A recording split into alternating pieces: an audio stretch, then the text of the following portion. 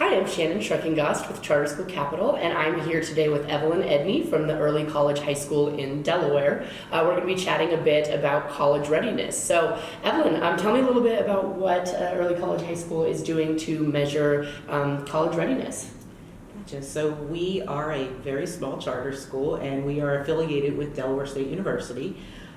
The whole premise of our school is to allow underrepresented youth to kind of get a leg up and be able to start taking college classes while they're in high school. So we needed to come up with a way to determine who gets to take the college classes and when, because we want to make sure that they're ready. Most tools out there are always looking at things like just SAT scores or just this, and I created a tool that allows us to look at the whole student to be able to gauge how well they're doing and to give students points to say, hey, here's where I can improve and that sort of thing. So our college readiness rubric measures the categories that we thought went into college readiness. Of course, grades. We need to see that our students are able to do college level work. Their attendance, because college professors care if you show up, and we look at their behavior. If you're a student who's kind of knows that I have a bathroom in my office, you've been in there too many times, and maybe you're not quite ready to be sitting in a college classroom taking college classes just yet. And we look at how well students do on bigger assessments. We have some school level assessments, we have some common assessments through grade levels, we have some state level assessments, and so we look at those assessments in conjunction with the other things. And then we also ask our teachers to recommend the students. So those are the 5 factors that kind of go into our college readiness rubric. Now, it sounds like, we're just looking to measure the college readiness, and and it works in our particular situation, but this tool can be something that anybody could tweak and then make it their own to measure something that may be a priority in their schools. What personally motivates you in working with a school that has a mission and vision around college readiness and a college-going mindset? Well, growing up, I would have been one of those underrepresented students, and had I not had some educators in the school that I was in work with me to be able to get to a point where I could do college level work and to help me actually get there, I don't think I would have made it, and I might be a different kind of statistic right now than the one that I am. So that personal story keeps me motivated to want to help other students who may be in the same boat. Mm-hmm. I'd love to hear some kind of success stories, students who've gone on to college and what they're doing now. Well, our school is small, and it did just start a few years ago, so we just graduated our first class, the class of 2018, last year, and the valedictorian went to Stanford on a free ride. The salutatorian went to University of Pennsylvania on a free ride, and a lot of the other students went to other smatterings of school, but the majority of them went to Delaware State University, the school who started it all with us. Mm-hmm. And so that makes me excited to now see the students on campus. When I was their high school principal, they tried to run for me when they saw me on campus, but now they're freshmen in college, but with credits. A lot of those students started at Delaware State University as a first-year student, but they're coming in with almost over a year, and some of them up to 2 years worth of college credits under their belts to kind of keep them going, and so that's exciting to us. Yeah, that's very exciting. I think there's a lot of national conversation around college debt right now, so thinking of the savings for those students. I'm jealous. I wish I had done a program like that when I was in high school, so that's really neat. A lot of adults say the same things. A lot of the parents of these students, they get it. Not all of the students are wanting and willing to go to an early college program. I think some of their parents kind of drag them by the ear, but because they know what the opportunity involves. And our partner, Delaware State University, is phenomenal. I mean, we would not be able to do what we do. They literally provide a building for us to be in, tuition free for our students.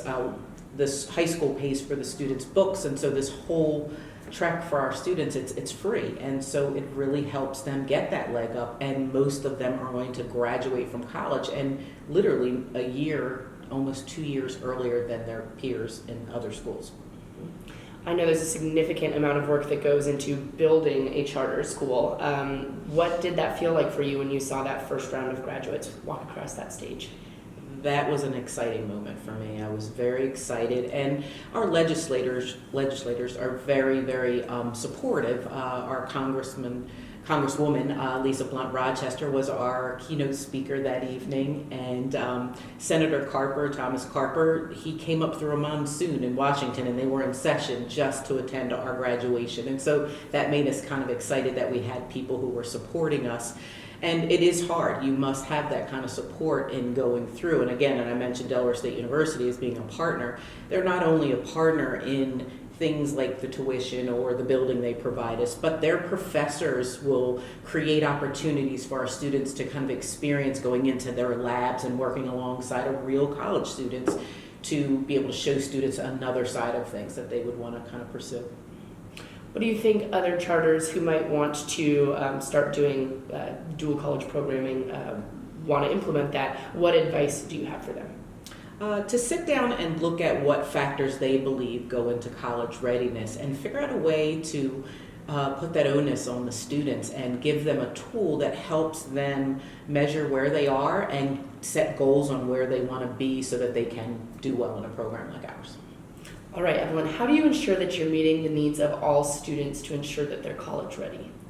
Well, the way our rubric works, it measures the students' college readiness 8 times a year so that it coincides with grade reporting. So when we get back these really great reports that we use working through Performance Plus Power School, we are able to look at the rubric and the report, and on it we can kind of see the student's score. And if it's at a score that kind of deems them not quite college ready but more at potential, we look at what the factors are, and based off of their score we kind of create a system of supporting the student. So one layer could be for the students who are most needy. I usually will personally meet with them or my assistant principal. We sit down, have a meeting with myself, like the school counselor, that parent, that student, and we map out kind of a plan of success, whether we put supports in place like get them a tutor, have them use resources at the college that we're affiliated with. We also have an after-school extra help program, but we put supports in place around the subject area or the factors that they need help in the most, and then we try to map out that plan, and then we check on it periodically to see that they're doing.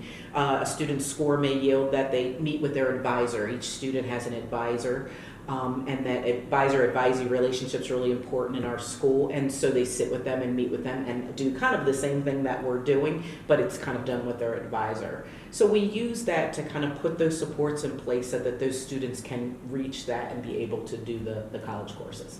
Got it. And tell me about your relationship with key community stakeholders and ensuring that they're bought into the college-going vision. It's not hard to sell it because a lot of businesses, as well as our immediate school stakeholders, like our parents, are very involved. We try to streamline this whole college readiness program in everything that we do. So, for instance, our positive behavior support program, Hornet Pride, catch it. That's a big thing. If you walk up to one of my students and say that, they will say that back to you.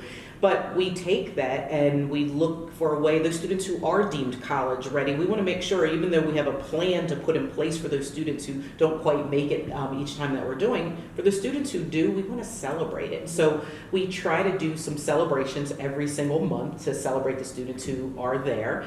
And the PTSA will sponsor one or two of them. They sponsored a skating party, or we get stakeholders in the community to maybe sponsor a what we would call like dinner and a movie, and we would show a movie at school and they sponsor a dinner there, or we take the students to the movies and so forth. So we try to bring the community in that way. We also create field trips that are educationally sound, and so the students may be able to go to one of the field trips that are sponsored by the university and community members. It's great. It sounds like you have a lot of support, and that's fantastic. We do. It's really great. Awesome. That's great. What am I not asking that you want people to know about your school? It's great. I love going there every single day. It's been wonderful, and hard at the same time. Everyone knows in little tiny charter schools, you all have to wear a million hats. And I am lucky enough to have a staff who really believes in our model, and that they will go over to our wall of invisible hats and grab whatever one's needed to make sure that that these students are succeeding, and really, trying to let that be our mission every single day. That's great. Thank you, Ellen. I appreciate you taking the time with me. Great, thank you.